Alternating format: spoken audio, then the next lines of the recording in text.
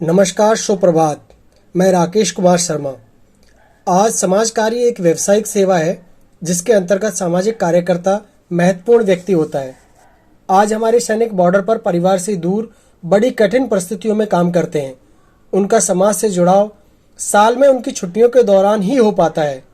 यही कारण है कि वायुसेना स्टेशन त्रिवेंद्रम में सैनिक कल्याण और सामाजिक कार्यों को देखने वाले जूनियर वारंट अफसर आनंद प्रकाश सिंह से आज हम वार्ता करेंगे और जानेंगे उनके अनुभव सामाजिक कार्यकर्ता के तौर पर कैसे रहे हैं। सर, सबसे पहले तो बहुत बहुत धन्यवाद, आपने हमें वक्त दिया और इस बारे में हमसे बातचीत के लिए आप तैयार हुए।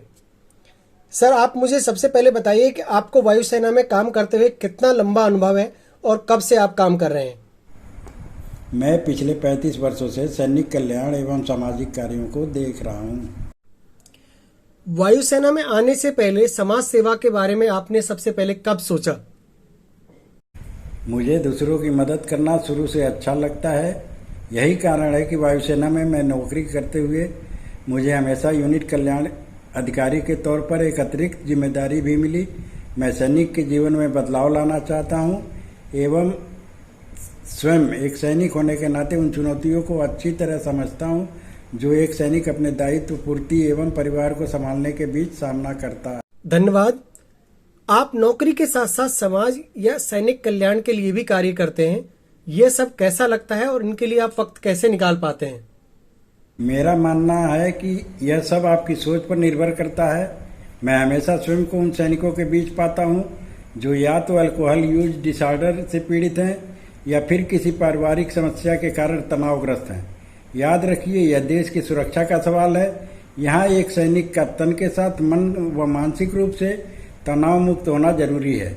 मैं शुरू से ही शराब के दुरुपयोग के खिलाफ लड़ने वाले एक परिवार के साथ बड़ा हुआ हूँ। मेरा मानना है कि मेरे सैनिक इन अवसादों से दूर रहें। मेरे जीवन में जो कुछ अनुभव है उनसे मैं अच्छी तरह जानता हूँ कि एक सैनिक को तनाव मुक्त जीवन के लिए क्या करना चाहिए। धन्यवाद सर। सर, अब हमें बताइए कि सैनिकों के कल्याण के लिए सरकार क्या क्या कदम उठा रही है?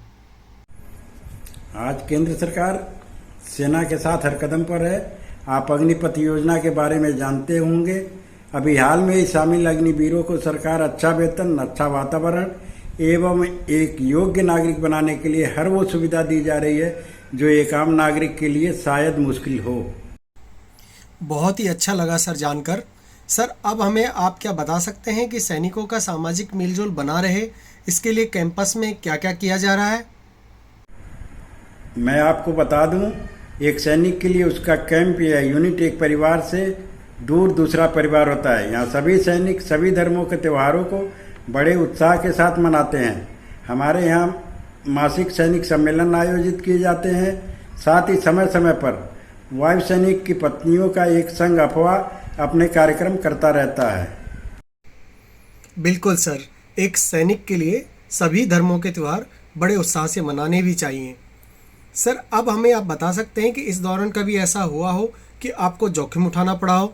मैं काफ़ी व्यवस्थित आदमी हूं और अपने काम को पूरे मनोयोग से करता हूं।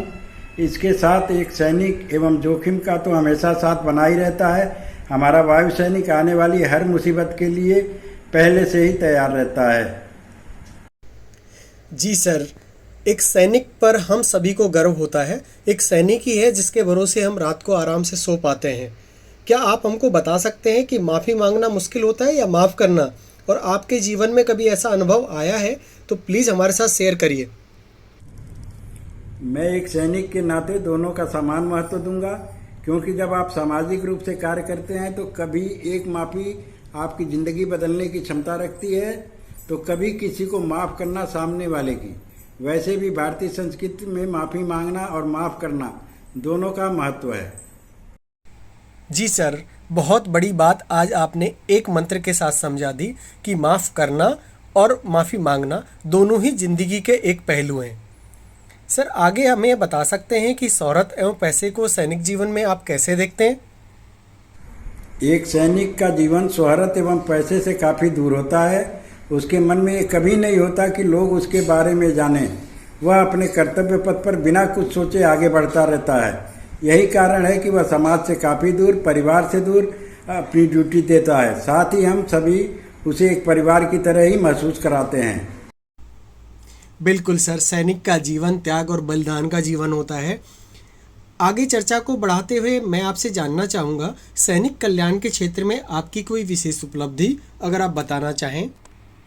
मैं उपलब्धि के तौर पर मेरी 2 क्षमताओं को चुनूंगा जो हमेशा साथ चलती हैं, मेरी सहानुभूति और श्रवण कौशल। समाज सेवा के कार्य में बिना सहानुभूति के आप यह कार्य नहीं कर सकते। साथ ही आपको अपने सैनिकों की बात एक अच्छे श्रोता के रूप में सुननी आनी चाहिए। मैंने अपने सर्विस करियर में इन दोनों को तराशा है। यही कारण है कि मुझे इस काम के लिए चुना गया है। बहुत बहुत धन्यवाद सर। साक्षात्कार के अंतिम पड़ाव में मैं आपसे जानना चाहता हूं कि एक अच्छे सामाजिक कार्यकर्ता में आप क्या खोजते हैं। एक सामाजिक कार्यकर्ता को सहयोग के महत्व को समझ आना चाहिए। बिना सहयोग के मनुष्य पशुतुल्य है। सामाजिक कार्यों के मामले में योजना बनाना तथा कुछ मामले में कानून की जानकारी भी आवश्यक है। उसे समाज में अपनों की जरूरतों का आकलन एवं समाधान निकालना आना चाहिए। संकट सामाजिक कार्यकर्ता के जीवन में एक अनिवार्य हिस्सा है। किसी भी भूमिका में मनुष्य से गलतियां होना लाजमी है। यही कारण है कि एक सामाजिक कार्यकर्ता को स्वयं पर भरोसा करना आना चाहिए। विनम्रता ही आपको इंसान बनाती है। जी सर, बहुत बहुत धन्यवाद। आशा है हमारे श्रोता भी आपकी बातों का लाभ उठा पाएंगे। आपने हमें समय दिया, उसके लिए फिर से धन्यवाद।